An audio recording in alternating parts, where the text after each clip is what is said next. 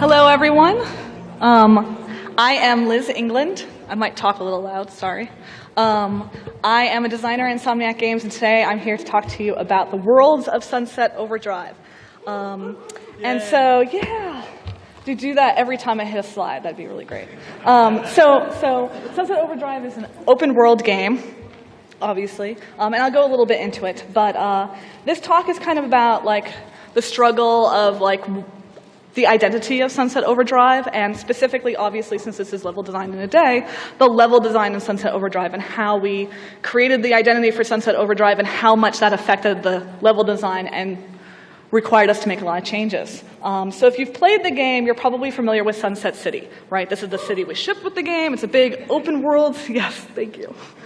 It's a big open world city. It's like this, it's this really multi-colorful playground, and it's full of this agile traversal, and you're grinding, and you're bouncing, and you're shooting things with guns, and you know, like all good open world games. But this talk is not necessarily about Sunset City, actually. It's about the first two cities we built, before we built Sunset City. The first city we built was Greenlight City, which was our first open world prototype. And then the second city we built was actually supposed to be our production city we're supposed to ship with, was called Razor City. And we eventually scrapped that as well in order to create Sunset City. And so today I'm going to talk about what happened with Greenlight City and what happened with Razor City before we ended up with Sunset City, which is the one that you'll be familiar with if you've played the game. Now, just a little bit of background, just to kind of frame the talk, right? So like Sunset Overdrive is mostly known for one thing, which is its crazy traversal aspect. This is the major gameplay pillar. This is, you know, this super acrobatic traversal that's all about speed and momentum and moving through this world in a non-linear way, and it's really cool. But when we first started making the game, that did not exist at all. We didn't have that at all, and that obviously had a huge impact on our level design. So as traversal became more important in our game, our level design had to change a lot. And so that's kind of the structure of this talk. The other thing I want to point out before I dive into the first city is that while Sunset Overdrive's always had that kind of punk, rock and roll, irreverent attitude, it was still originally pitched as a post-apocalyptic game with zombies. And that has some cultural baggage with it, right? There were a lot of other games like Dead Island and Dead Rising and State of Decay, and there were some, this was a few years ago, so there were some, you know, survival games with zombies that were coming out, and these were influencing us. And so when we first designed the game, we had a few gameplay pillars, and they were reflected by that. And those pillars were, you scavenge for supplies, you craft weapons to help you survive in this apocalypse, and you defend against the mutant hordes. And this is very different from the style of game we ended up with Sunset Overdrive. There's some bits in here that are familiar, but there's a huge change, there's a huge shift that happens. So with that as your frame of reference, let's dive into our first open world, which was Greenlight City. So Greenlight was our first open world prototype, and I mean that literally, because we had never made an open world before, so we were kind of learning as we go. And in Greenlight, it was kind of this really short, flat, kind of gray. I mean, this was all temporary art, right? But like a short and flat, squat city. It reminded us a lot of the Los Angeles urban sprawl, because we are part of the Los Angeles urban sprawl. That's where we are. The player mostly encountered the world from the street level. So this is old pre-production work. And when I say from the street level, what I mean is when you put down the path the player moved through the world, there were none of these paths moving the player up through these buildings, which you'll see much later, right? The player really stuck to the street level. They moved through these streets. And at the time, our enemies were actually light sensitive. So you could say that they were like the creatures in I Am Legend, the film, or you could say they were kind of like mutant vampires, but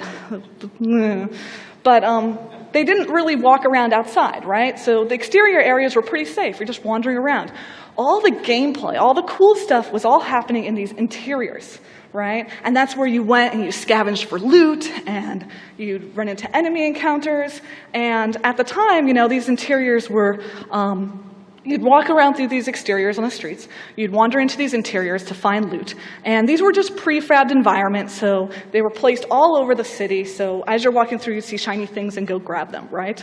And then get ambushed. And they were things like gas stations and convenience stores and cafes, and they were just all over the city. And so this gameplay was all put in interiors.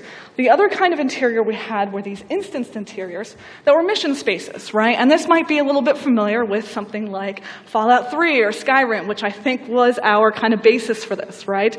You'd go into this dungeon, and that's where the major enemy setups were, and that's where all the cool loot was, and you go grab it all, and you kind of conquer this area, and you come back into the open world with all your new stuff.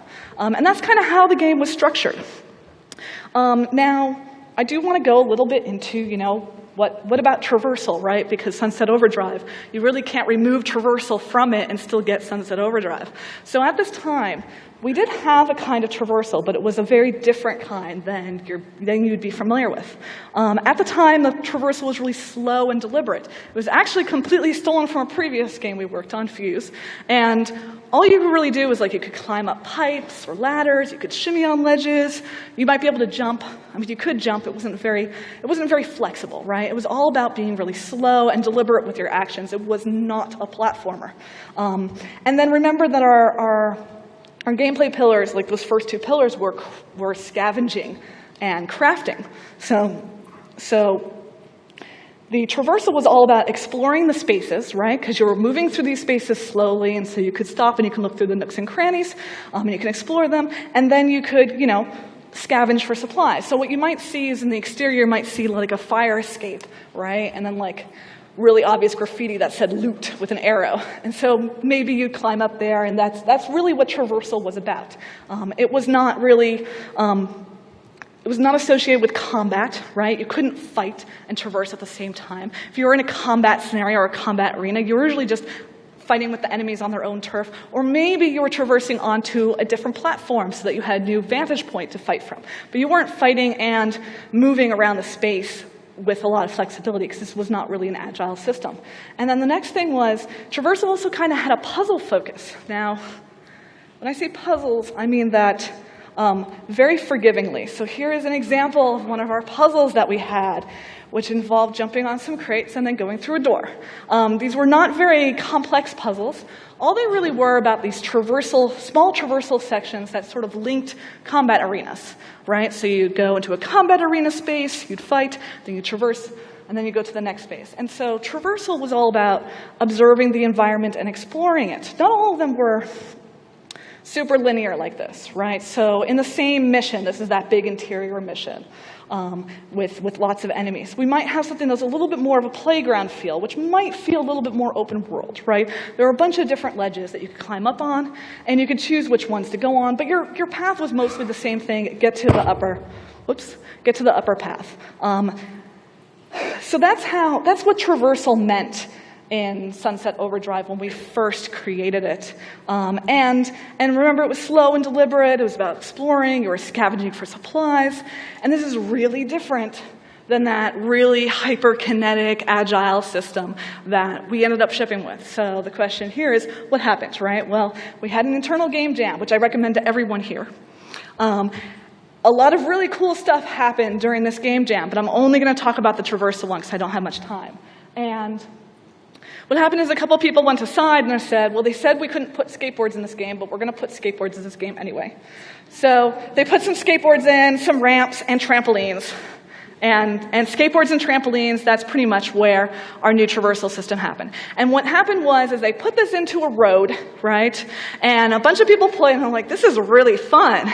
They said, no skateboards, but this is really fun. And what happened was we realized that those exterior areas, remember all our enemies were stuck in interiors? So all the major gameplay were interiors, and these exterior areas were just like, I'm moving from A to B, and it just feels really boring, right? What am I doing? I'm just walking from A to B. And now we had this traversal system. It's like, I'm not walking, I'm riding a skateboard onto a trampoline.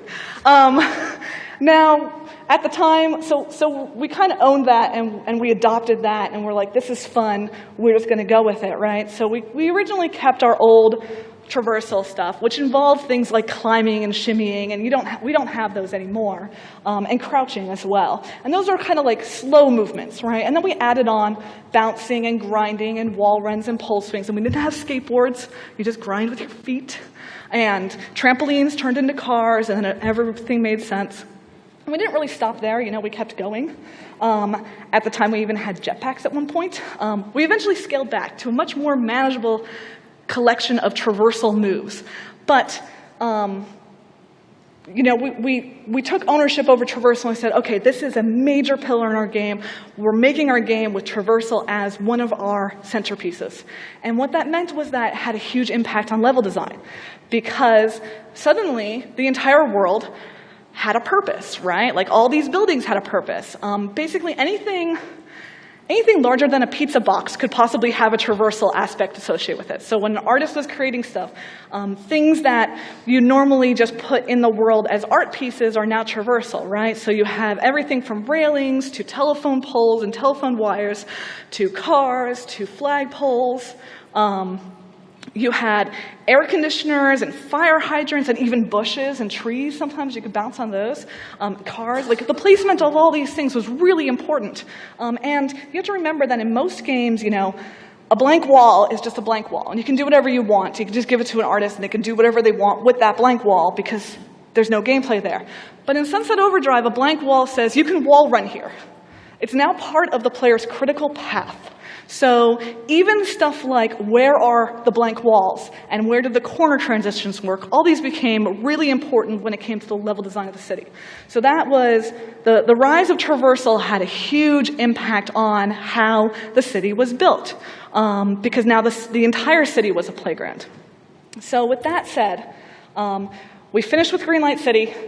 And we cut it, right? We were done with Greenlight City, right? And this is kind of obvious, but I want to go over real quick why change cities at this point. Well, Greenlight was a prototype, which you might have guessed because of the name Greenlight, right? Which is saying we want to get Greenlight by the publisher, so here is what we presented.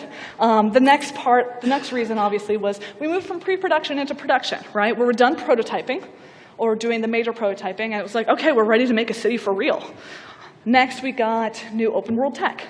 So before this, we had only made linear games, right? Which are like, here's a space, and then an airlock, and another space, and you're just going to go through it. And our tech worked fine for that. And then we told our core engine programmers, oh, we want to make an open world game. Can we do that, please? And so they needed some time to create a system that allowed us to make an open world game. And then that came online around the same time as we were ready to move into production, as the traversal system came online. And then the last thing was, obviously, we solidified the design. With the rise of traversal, we felt we knew what this game was about. We were wrong, which is why this is why there's 3 cities and not 2 cities. But we thought we knew what the game was about, and we thought we had an identity for Sunset Overdrive.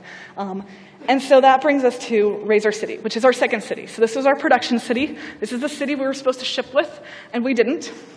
So we'll go over a little bit why.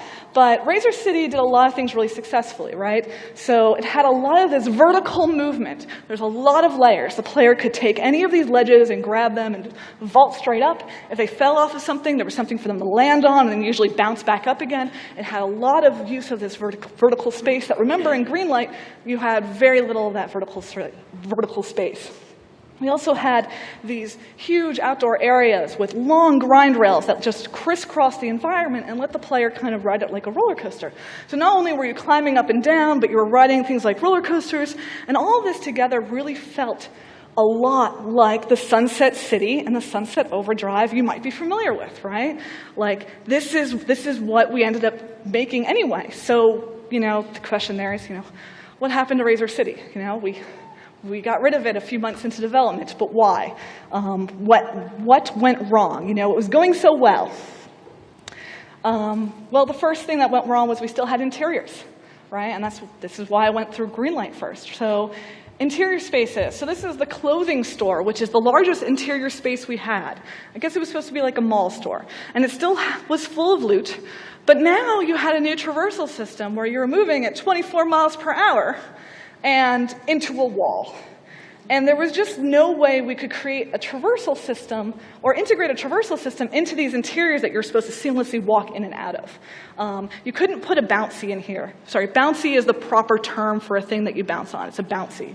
So, so you couldn't put a bouncy on here. You couldn't put grind rails in here. You couldn't let the player move around because they would start moving and then they would just keep hitting the walls. They would just feel really claustrophobic and trapped in these areas. So what happened was we had a few of these in, we played with them, we said, oh, that's really bad, so we just stopped putting them in. We didn't actually remove them, we just stopped putting them into Razor City because we kind of realized that was a bad idea.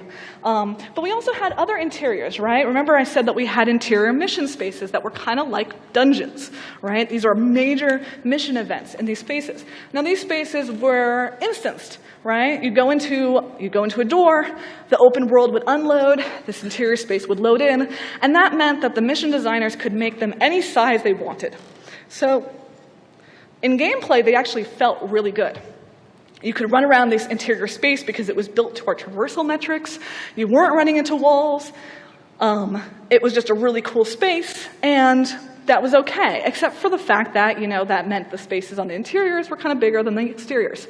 So this is one of like 12 rooms of the hot dog factory.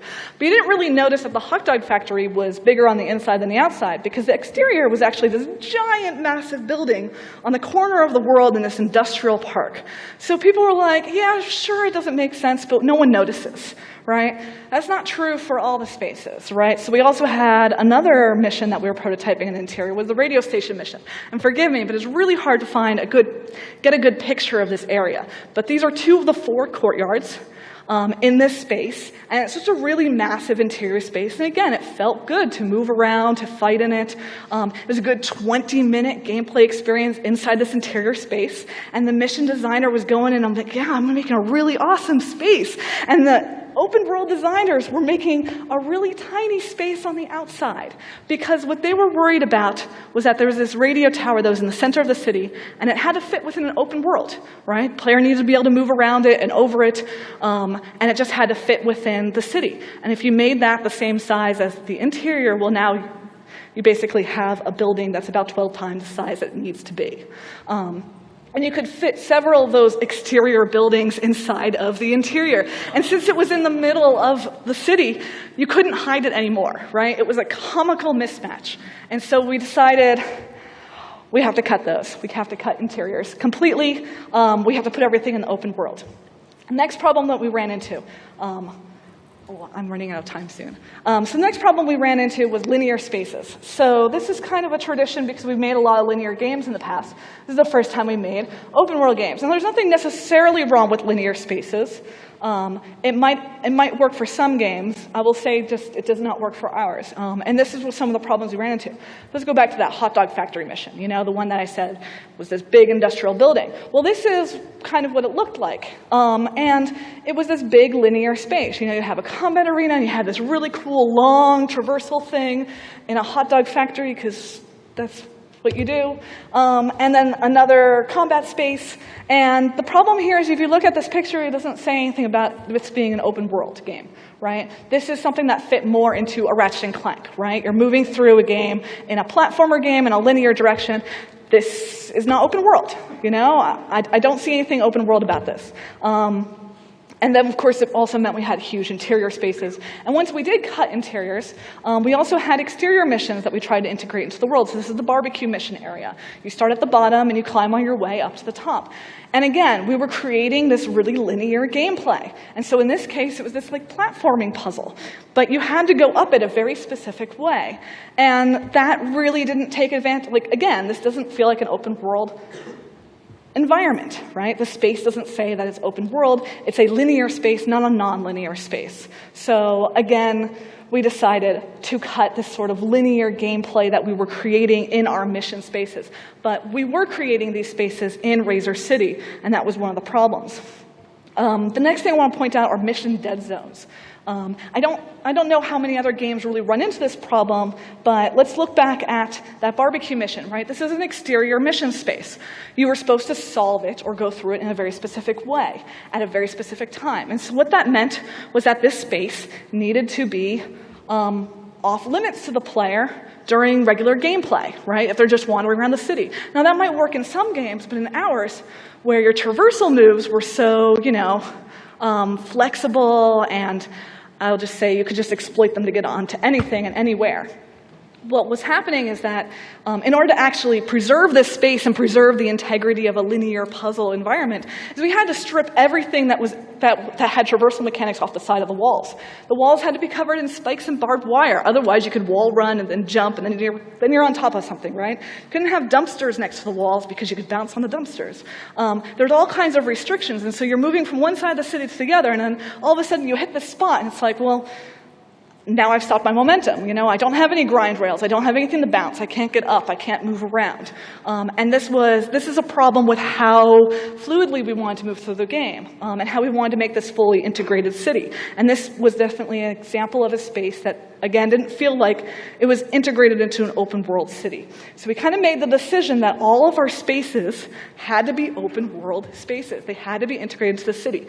We had to allow the player to go anywhere at any time they wanted. Now, our missions could still be linear. You could still do objective 1, and then objective 2, and then objective 3, and so on and so forth. But when it came to actually moving through the city, those objectives could be in a particular space, but that space had to be nonlinear, right? We had to accept that the player could move through it in multiple ways. And that was more about making sure that that open world feel was sort of just felt good, right? Moving through the city, especially at the speed at which we moved, and you could keep that momentum up. And then the last thing, and it's not a minor one, that happened with Razor City, that was a problem, was that everyone was messing with geometry. So what kind of happened is we started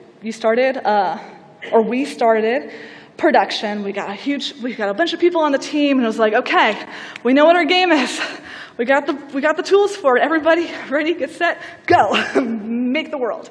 And we had, a basic white box, but what ended up happening is that everyone had different things that they were trying to accomplish in the game, right? Everyone had their own sub-goals as well as making the game.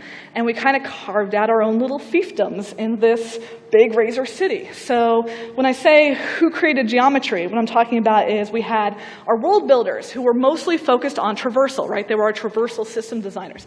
And they were worried about these open world traversal paths. Then we had environment artists, and they were looking at landmarks and horizon lines and creating realistic buildings. We have to understand, realistic buildings can be really cool, and they can be really awful for traversal, because there's all kinds of things you get caught up on. Like I said, anything bigger than a pizza box can cause problems. So environment artists are making really cool buildings, but then we were running into all kinds of traversal problems. Meanwhile, our world builders were making really cool traversal playgrounds, and the artists were looking at them and being, what is this monstrosity you built? So there were a lot of disconnect going on there. And then you also had mission designers who were taking those spaces like that barbecue factory I mentioned, and they were like, okay, well, this is my mission landmark. I'm going to carve out my own little spot and redesign the geometry for my purposes. And then combat designers were prototyping combat in their little combat arenas and little places around the city. And then multiplayer designers were trying to worry about 8 players in a single space. And so everybody was kind of, their fingers were all in the pie, right? And so what ended up happening was instead of dealing with conflicts before they happened, we would build stuff and then the conflicts would rise. And that was causing a lot of problems for geometry. And then the last thing I want to point out is baggage, right? So what went wrong with Razor City? And this is referring to baggage from Greenlight, right? Because we still had scavenging, right? Crafting was still a major component. We took on traversal, but we didn't get rid of those linear spaces, those interiors. There's a lot of things that we still dragged in from Greenlight that no longer suited Sunset Overdrive in the game it was. And we needed to let go of that. So we took Razor City a few months into development, and we cut it. We started again from scratch, which is a little bit of a scary proposition, but it ended up working really well for us. But yeah, so we started from scratch. We created a workflow with a hierarchy that made sense. And so let's go over Sunset City really quick. So I want to talk about what we did right with Sunset City. Because I talked about all the things we did wrong. And there's some things we did wrong with Sunset City, but we mostly did things that were right. And the first thing we did was we decided what kind of open world game we were. And when I'm saying like what kind of open world game, you know, there's really a continuum between linear and open world. It's really not you flip a switch and you're one or the other. And I would put Sunset Overdrive almost, not all the way, but almost at the end of the open world spectrum. And as if you were here this morning for the Firewatch discussion, right, they might be somewhere in the middle, right, because they have these open world areas, and then they unlock the next area, and then they unlock the next area. And so there's a continuum here, but with Sunset, we decided we were on the end of open world. We were going to have all nonlinear spaces, all spaces that would had reuse, no spaces that were locked off, and we took ownership over that, and we went with that, and that was kind of like the rule of the law of design. Oh, I'm running out of time. And then there's some more slides. Done. This is the Sunset City we shipped with. I knew I was going to run out of time. Thank you.